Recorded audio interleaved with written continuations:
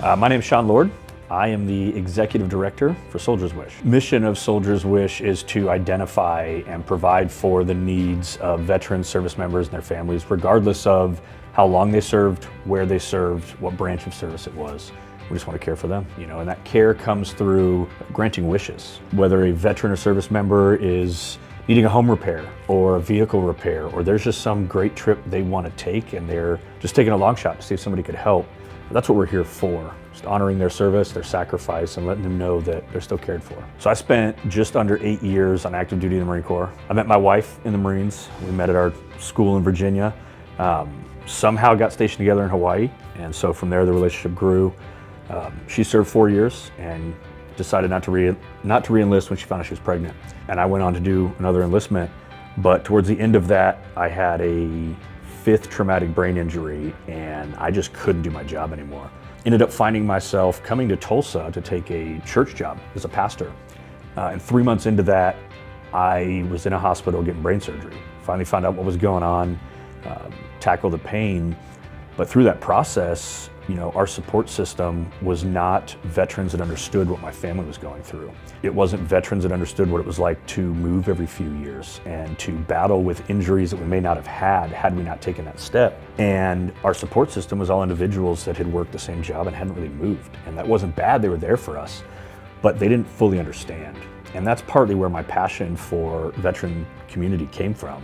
And not wanting anybody to feel alone in those moments, sitting in ICU, not able to open my eyes or eat. There's nobody in the room that understands what I'm going through. My wife is there, but nobody understands what she's going through either, That has really driven me to wanting to do what I do on a daily basis. And so I've devoted my adult life to caring for veterans, their families.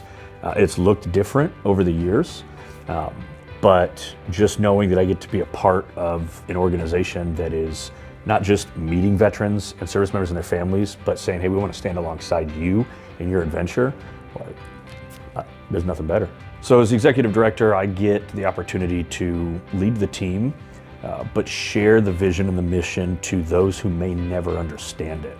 It's cool working on a team that is entirely veteran, because any conversation I step in, it's, hey, we're not just passionate about this, but we've lived some of this. Some of our team have been cared for through the program. And so it's just unique to be able to go and tell the story of what we're doing.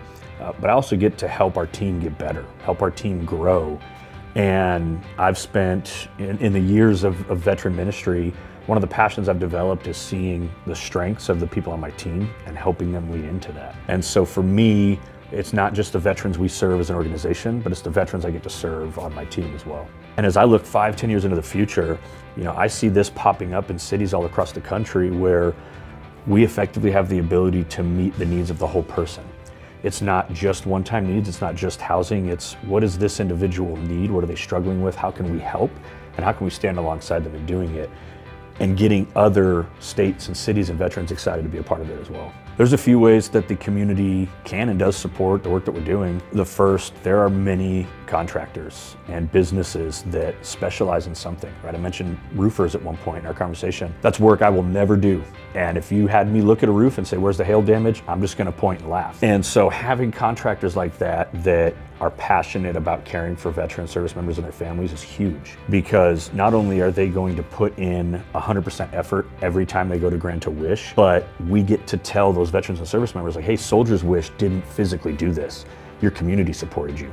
These guys came out and worked to give you the best product possible so that your family felt cared for. The second level of that is we are funded and we grant wishes through the support of our community, through corporate giving, through individual donations, through those grants that we're able to say, okay, we now know that we have this pool of funds that we can say yes to bigger wishes, or we can put more effort into a wish because we have grown in that way. But volunteers make the world go round for any nonprofit.